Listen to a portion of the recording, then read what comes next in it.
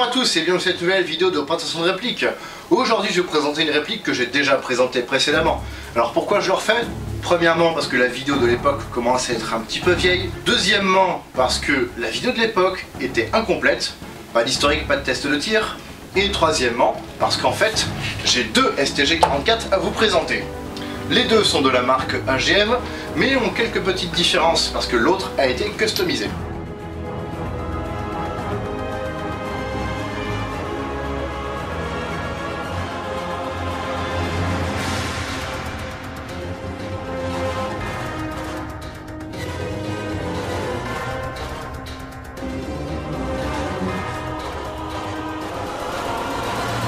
Commençons tout d'abord par l'historique de cette arme qui a servi de modèle à la réplique.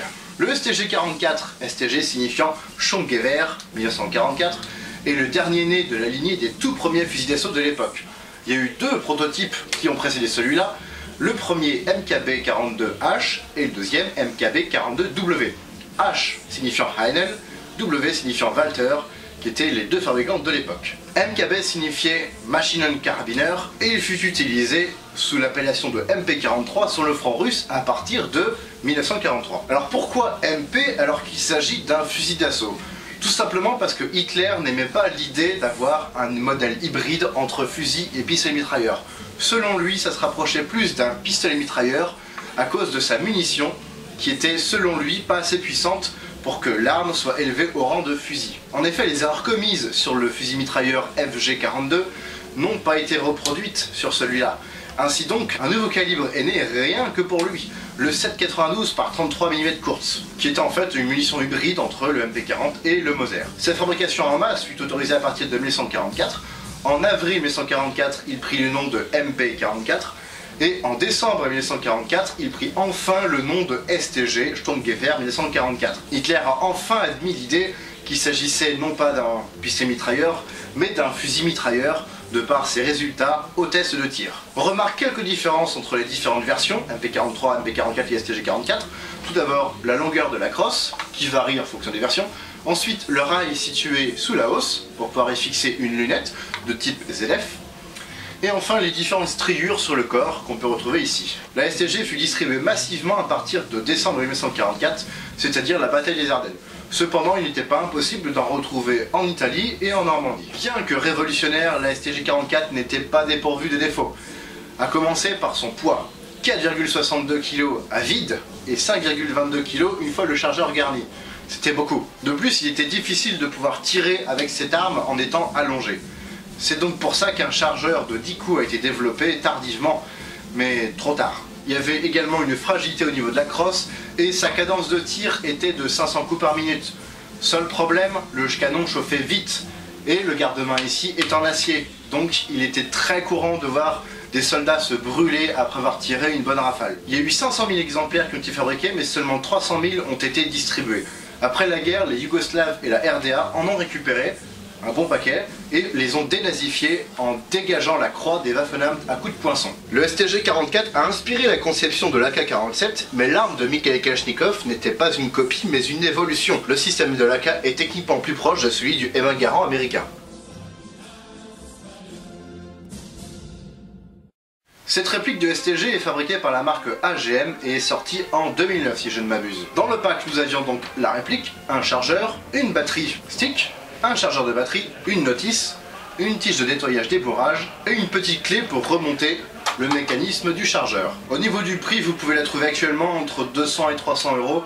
Au-delà, n'y allez pas, c'est de l'arnaque. Sauf si elle est refaite au niveau de l'interne. Là, ça devient intéressant. Elle pèse 3,89 kg, soit 800 g de moins que son modèle original lorsque celui-ci était à vide.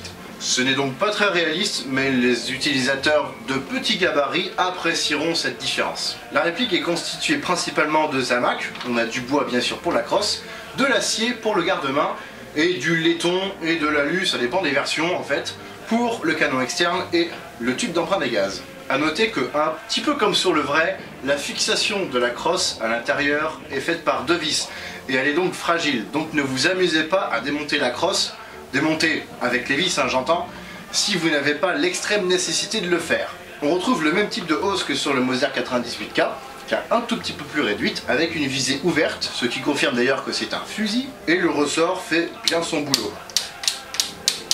Les grippes de poignet sont moulées dans la masse et en zamac.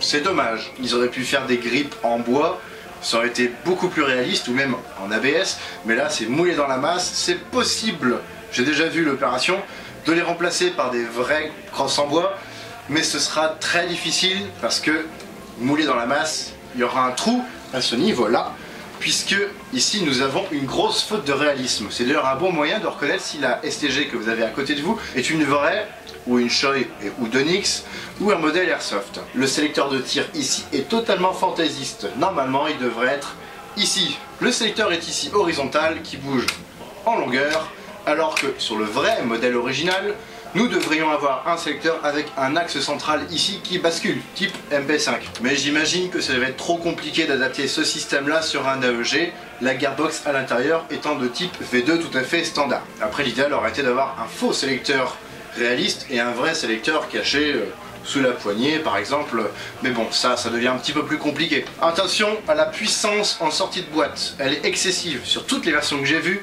la puissance était supérieure à 400 fps, donc même pas autorisée en semi dans les associations.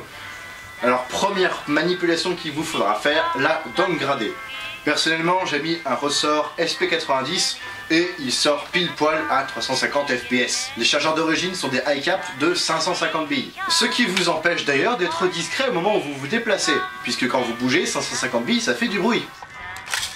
En plus du fait que vous perdrez tout le charme de pouvoir recharger régulièrement vos chargeurs après une courte rafale. À ce moment-là, il va falloir convertir ces chargeurs high cap en chargeurs low cap. C'est possible, je l'ai fait. Ainsi, le semi deviendra votre meilleur ami. En plus, les chargeurs high cap ont tendance à avoir quelques petits ratés au niveau de la mécanique. On confirmera ça lors du test de tir. Pour les débloquer, tenez la trappe, parce qu'elle est assez mobile, trappe de remplissage, et secouez un bon coup. De cette manière, le mécanisme se débloquera, les ressorts se débloqueront, et les billes pourront à nouveau remonter dans le puits de chargement. Sauf que c'est quand même super frustrant d'avoir quand même des billes dans le puits de chargement à la fin du high cap, mais de ne pas pouvoir s'en servir, à moins de tirer comme ça. Ce qui n'est, il faut l'avouer, pas très pratique. J'ai donc converti mes chargeurs high cap en low cap. Pour ce faire, je les ai entièrement démontés. C'est très facile, il y a juste une goupille là et une vis en dessous. J'ai enlevé tout le mécanisme intérieur sauf la roue centrale, celle qui fait remonter les billes dans le puits de chargement, que j'ai fixé. J'ai enlevé le maximum dedans en gardant celle de la fin, pour pouvoir avoir le chemin du ressort qui soit le plus long possible le long du puits de chargement. J'ai comblé le trou du réservoir de billes originel par du plâtre. J'ai mis un ressort, c'était un chargeur de Thomson, il me semble, que j'ai réduit en low cap également. Donc je suis passé de 60 à 30 coups. Et le ressort correspondait pile poil à la longueur dont j'avais besoin pour pouvoir remplir le puits de chargement. Et comme réceptacle sur le sommet du ressort, j'ai pris une extrémité de cartouche d'encre de stylo plume que j'ai mis à l'envers. Ainsi, j'ai un réceptacle qui peut recevoir des billes. Si je le perds, c'est pas grave, il suffit que je le remplace. Et ça vous évitera d'avoir le ressort qui pendouille, parce que un ressort a forcément une taille inférieure au trou à la sortie. Ainsi, j'ai maintenant 6 chargeurs à portée de main, qui ont en plus un poids à peu près réaliste grâce au plâtre. Ça permet au passage d'éviter d'avoir une roulette en dessous ainsi qu'un trou sur le côté. Là, ils sont encore à boucher, je ne l'ai pas encore fait. Autre point noir sur cette réplique, le bloc hop-up d'origine est en plastique. Donc, à force d'insérer vos chargeurs, le bloc hop-up va s'abîmer, puisqu'il y a une certaine contrainte, surtout au niveau du ressort sur le sommet du chargeur. Sauf qu'il va casser, et vous ne serez dans l'incapacité de pouvoir continuer à utiliser votre réplique, les billes ne remontant plus dans le puits de chargement. En fait, 2 solutions s'offrent à vous. Soit vous êtes prévoyant et vous achetez la pièce de rechange dès maintenant, soit vous attendez que ça pète et après vous vous débrouillez. La pièce de rechange est très facile à trouver, il s'agit d'un bloc hop-up de M4 ou de M16. Prenez donc en métal, l'installation n'est pas très difficile, il suffit juste d'avoir les bons outils et de démonter correctement. Autre point noir de cette réplique, les goupilles ici et ici s'en vont très facilement. Faites donc attention, je vous conseille de mettre la goupille dans le bon sens, histoire que votre corps appuie dessus au moment où vous l'avez contre vous. Ça évitera qu'elle tombe de l'autre côté. Mais faites donc très attention, débrouillez-vous pour pouvoir la fixer, mais pas de manière définitive, puisque c'est avec cette goupille qu'on va pouvoir démonter la crosse et mettre la batterie. J'ai moi-même donné la goupille d'origine à quelqu'un qui l'avait perdue, Et donc c'est un bête tube en laiton qui fait à peu près le bon diamètre, tellement qu'à chaque fois j'ai un petit peu de mal pour l'insérer, mais au moins je suis sûr que ce tube ne partira pas. L'autre goupille tient mieux, mais soyez quand même assez vigilant. Vous pouvez voir d'ailleurs que cette STG n'a plus le même look qu'à l'origine. C'est normal, je l'ai entièrement décapé et rebronzé, et le bois je l'ai retravaillé également. À l'origine, elle avait cette gueule là. Ouais, ils sont forts les Chinois. Ils arrivent à convertir du métal et du bois en plastique. Enfin, ça a la gueule de plastique quoi. Pour les marquages, à l'origine, il n'y en a pas. Après, vous pourrez très bien rajouter des marquages à votre convenance. Moi, je l'ai fait. J'ai rajouté un N sur la crosse. On va rajouter ici, enfin rajouter là. Après, pour ce faire, à vous de jouer. Il existe des lettres à frapper facilement trouvables sur le net. Ainsi, vous pourrez mettre les marquages que vous désirez. Après, de mémoire, la taille des lettres doit être de 4 mm. Petit inconvénient qu'on peut avoir, c'est comme sur le MP40 SRC et HGM, lorsque vous utilisez le bouton du chargeur, attention à bien faire en sorte que la clavette reste dans l'axe, parce que là, le chargeur ne va plus se verrouiller, parce que le bouton est complètement enfoncé, car bloqué de l'autre côté. Donc faites attention à ce détail, sinon vous allez perdre bêtement vos chargeurs. Dans la crosse, sur le sommet, on peut retrouver une petite trappe avec un ressort assez puissant qui sert en fait à dissimuler l'huilier pour l'époque. Là maintenant, à vous de voir ce que vous voulez mettre dedans, puisque en fait on n'a pas besoin d'avoir de pièces de rechange sur la réplique une fois qu'on est sur le terrain. La bretelle est une bretelle de Moser. Là ils se sont pas trop embêtés. Idem pour le protège-guidon qui est de type Moser. C'est exactement les mêmes, donc si jamais vous perdez ou vous cassez votre protège-guidon, prenez donc un protège-guidon de Moser, c'est exactement le même. La batterie se branche de manière très facile. Tout d'abord, il faut enlever la goupille, démonter la crosse, et enfin mettre la batterie dans la crosse. Ici, si vous avez une lipo, attention à bien laisser la connectique contre le tube. Et nous avons la connectique qui est là, à brancher sur la prise qui est ici. Je vais maintenant vous présenter la deuxième réplique que j'ai en ma possession, qui a quelques particularités parce qu'elle n'est plus d'origine. J'ai donc acheté d'occasion, le prix était intéressant, en plus du fait que il y a quelques fonctionnalités marrantes. Tout d'abord, là non plus, elle n'a pas du tout la tête d'origine, bien entendu. Après, j'en profite pour montrer plusieurs types de customisation. Tout d'abord, soit tout décapé et rebronzé, ce qui donne cette tête là, soit décapé partiellement, ce qui donne cette tête là. C'est le même bronzage que j'ai utilisé, sauf que ici la peinture n'a pas été enlevée complètement, technique que j'ai pas osé faire à l'époque de la première. Quand je l'ai reçue, elle était partiellement décapée, donc c'était l'occasion de pouvoir tester une nouvelle méthode inspiré par Chris Adams qui avait fait pareil sur la sienne. Big up Chris Adams. Et donc il a fallu tout simplement que je rebronze, puis que je polisse pour pouvoir avoir un aspect un petit peu plus brillant que l'autre, et je l'ai protégé avec de l'huile de lin histoire de fixer le bronzage et de stopper la réaction chimique. Puis je l'ai frotté un peu pour avoir un aspect satiné et surtout argenté sur les arêtes. Dites-moi dans les commentaires laquelle vous préférez. 1 ou 2. Personnellement j'aime bien les deux, même si j'ai un petit penchant pour celle-ci. Elle a également des marquages faits par l'ancien propriétaire qui étaient un petit peu trop gourmands, il y en a un petit peu trop, j'ai essayé de les camoufler, mais c'est pas grave, je ne les ai pas enlevés, camouflés seulement, parce que ça fait partie de l'histoire de la réplique. S'il y a un ancien propriétaire qui rajoute des trucs dessus, vous achetez avec ces trucs dessus, la réplique a une histoire. Donc je suis d'avis de garder cette histoire, même si c'est pas entièrement réaliste. Avec cette réplique, il y avait également un chargeur, celui-là à rebronzer, et un deuxième, un chargeur de 10 coups customisé également. Là, il est exactement de la couleur dans laquelle je l'ai reçu. Je n'y ai pas touché, c'est volontaire. Il s'agit en fait d'un chargeur high cap réduit par l'ancien propriétaire de manière très propre. J'avoue que la roulette est toujours là, le mécanisme fonctionne toujours, je suis impressionné par le boulot. C'est donc plus facile de tirer en position couchée avec ce petit chargeur.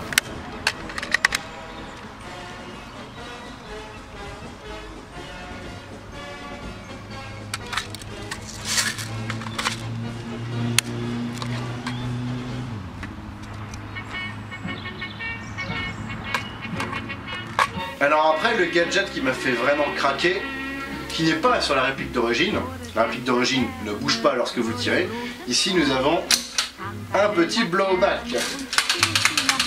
Alors après, c'est sûr que la course est beaucoup plus courte que sur le modèle original, enfin sur la première réplique. Au premier coup, la trappe s'ouvrira.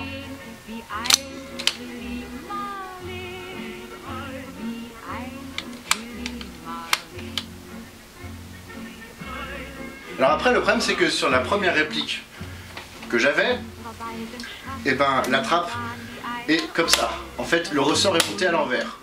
Pourquoi? Parce que le ressort ici, qui maintient le petit téton, n'est pas assez puissant. Donc j'avais inversé le ressort juste pour voir, et la trappe ne pouvait plus se fermer et rester constamment en position ouverte. Ce qui, pour le stockage, n'est pas forcément une bonne chose, encore moins pour le transport. La course du lever d'armement sur celle d'origine va plus loin. Le ressort commence un petit peu à affaiblir. D'ailleurs, le ressort ici arrive jusque là. Si vous voulez l'enlever, il faut démonter la pièce à l'avant ici. Au passage, le hop-up se règle par cette fenêtre d'éjection, comme sur pas mal de répliques, et on peut accéder facilement à la roulette. Et l'interne de cette réplique, je n'en parlerai pas parce qu'elle était entièrement changée et j'ai aucune idée de ce qu'il y a dedans. C'était marqué dans l'annonce, mais j'ai un peu oublié. L'essentiel, c'est qu'elle tire, c'est qu'elle fonctionne, et les deux tirent à peu près à la même distance. Celle-ci est plus précise, ceci dit, on a quand même quelques billes qui partent un petit peu en couille, qui tombent à 20 mètres. Et ça, je pense pas que ce soit la réplique, mais plutôt la qualité des billes que j'utilise. D'ailleurs, tant que je parle de ça, on va passer au test de tir.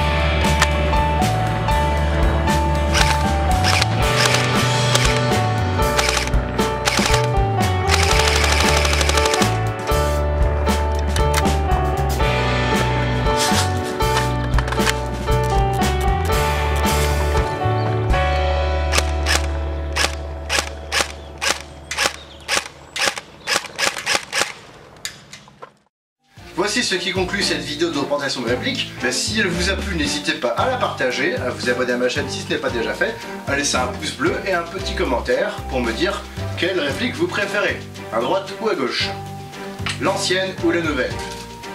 N'hésitez pas, le débat est ouvert. Et puis moi je vous donne rendez-vous très prochainement pour une nouvelle vidéo de représentation d'uniforme. Salut!